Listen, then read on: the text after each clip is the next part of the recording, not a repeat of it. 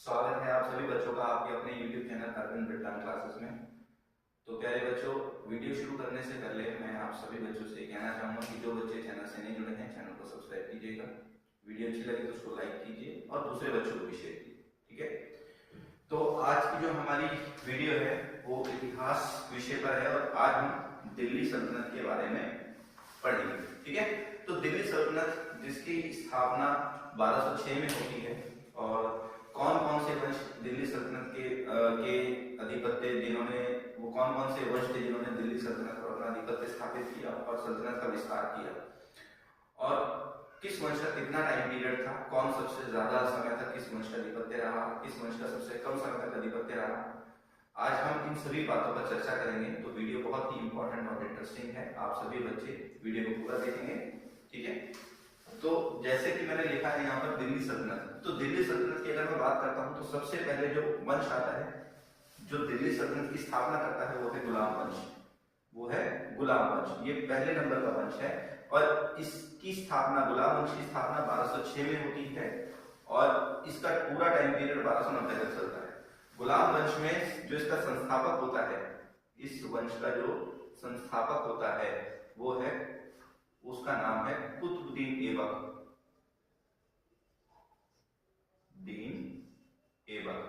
ठीक है, ये कुतुबुद्दीन ऐबक जो है ये दिल्ली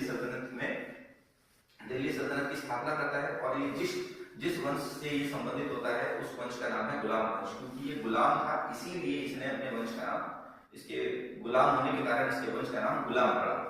ठीक है, और इस वंश का टाइम पीरियड 1206 से 1290 तक है। ठीक है, आगे हम बात करते हैं गुलाम वंश के बाद जब दूसरा जो वंश आता है सेकंड नंबर पर वो है खिलजी वंश।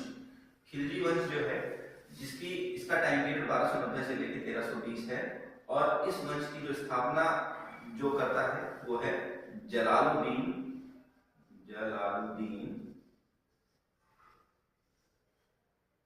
फिरोज खिलजी। जलालुद्दीन फिरोज खिलजी के द्वारा इस वंश की स्थापना की जाती है और ये वंश जो है 1320 तक रहता है। ठीक है, आगे अगर हम बात करते हैं तुगलक वंश की, तो तुगलक वंश की जो स्थापना है वो 1320 में होती है। 1320 से लेकर 1414 तक ये वंश चलता है और इसके जो संस्थापक होते हैं वो गियासुद्दीन तुगलक। गियासुद्दीन तुगलक जो है इस तुगलक वंश की स्थापना करते हैं। ठीक है, और 1414 तक ये वंश चलता है। इसके बाद अगर मैं बात करता हूँ आगे सैयद वंश की, क्योंकि ये तीसरे नंबर का था और ये सैयद वंश जो है ये चौथे नंबर का दिल्ली सल्तनत का वंश था जिसने दिल्ली पर अधिपत्य स्थापित किया अपना, और इसका जो टाइम पीरियड है 1414 से 1451 तक का है और इसकी स्थापना करने वाले जो व्यक्ति थे वो थे खिलजी खान। ठीक है, खिलजी खान जो थे इन्होंने सैयद वंश की स्थापना की थी और सैयद वंश का टाइम पीरियड 1414 से 1451 के बीच में है। आगे हम बात करते हैं लोधी वंश की। लोधी वंश जो है ये दिल्ली सल्तनत का आखिरी वंश था। ठीक है, और इसका टाइम पीरियड 14 से 1451 से लेकर 1526 तक है और इस वंश की जो स्थापना जो संस्थापक थे, इसके जो संस्थापक थे उनका नाम था बहलोल लोधी। ठीक है, ये बहलोल लोधी जो थे ये लोधी वंश के संस्थापक थे और इन्होंने इसकी स्थापना की थी। 1451 से लेकर 1526 तक ये वंश चला। ठीक है, तो आप देख पा रहे हैं यहाँ पर सभी का मैंने टाइम पीरियड लिख दिया है और इनके संस्थापकों का नाम लिखा है जिन्होंने अपने वंश की स्थापना की थी। इसके अलावा अगर हम बात करते हैं जो तुगलक वंश है जिसने सबसे लंबे समय तक दिल्ली सल्तनत पर राज किया, मतलब इसका जो टाइम है रूल करने का दिल्ली सल्तनत में वो है कम से कम अप्रोक्सीमेट 94 इयर्स, मतलब इसने 94 साल तक दिल्ली सल्तनत पे इस वंश का राज रहा। ठीक है, और ये सबसे ज्यादा समय तक इसने दिल्ली सल्तनत पर क्या किया, राज किया। ठीक है, ज्यादा समय तक इसने दिल्ली सल्तनत पर राज किया। लेकिन अगर मैं बात करूं खिलजी वंश की तो इसने मात्र 30 वर्षों तक, इसने 30 सालों तक, यानी सबसे कम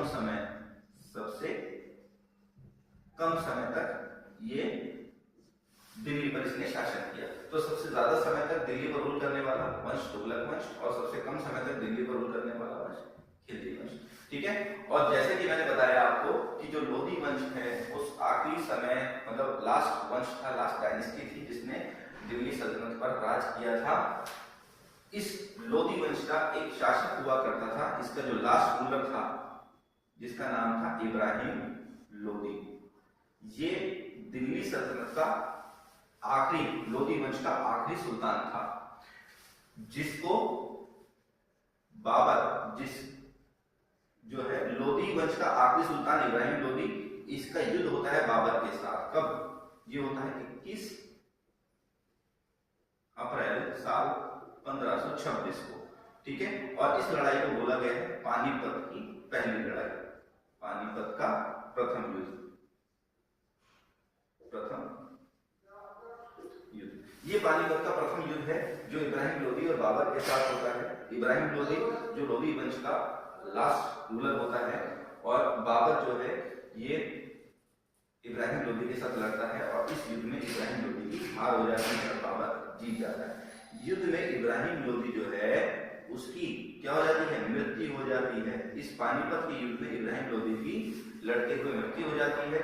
इस वजह से लोधी डायनेस्टी खत्म हो जाती है, और जहां लोधी डायनेस्टी खत्म होती है वहीं पर दिल्ली सल्तनत में जो सुल्तान थे उनका आधिपत्य समाप्त हो जाता है, और यहाँ से एक नया टाइम एरा शुरू होता है जो बाबर, जिसकी बाबर स्थापना करता है, और वो होता है मुगल एरा यानी मुगल वंश। ठीक है, तो यहाँ से इब्राहिम लोधी की हार के साथ ही एक नए वंश की स्थापना होती है जिसे बाबर द्वारा स्थापित किया जाता है, और मुगल वंश होता है। यानी 21 अप्रैल 1526 को पानीपत की पहली लड़ाई में बाबर ने इब्राहिम लोधी को युद्ध में हराया और उसको मार दिया। ठीक है, तो इब्राहिम लोधी पूरे सल्तनत काल में, मतलब अगर हम गुलाम वंश से बात करते हैं लोधी वंश तक की, तो इब्राहिम लोधी पहला ऐसा राजा था, ऐसा सुल्तान था जो युद्ध क्षेत्र में लड़ते हुए मारा गया था पूरी दिल्ली सल्तनत में। ठीक है, तो ये थोड़ा सा इतिहास से रिलेटेड था, कुछ आंकड़े थे, तो उम्मीद करता हूँ बच्चों को समझ में आया होगा। वीडियो अच्छी लगी होगी तो बेटा अगर वीडियो अच्छी लगी तो लाइक कीजिए और चैनल को सब्सक्राइब कीजिए, और दूसरे बच्चों को भी शेयर कीजिए। ठीक है, जिससे मैं और ज्यादा मोटिवेट हो सकूँ आप लोगों के लिए वीडियो बनाने में। और अगर कोई डाउट, किसी तरह का कोई समस्या है तो आप कमेंट में पूछ सकते हैं। ठीक है, ओके, थैंक यू।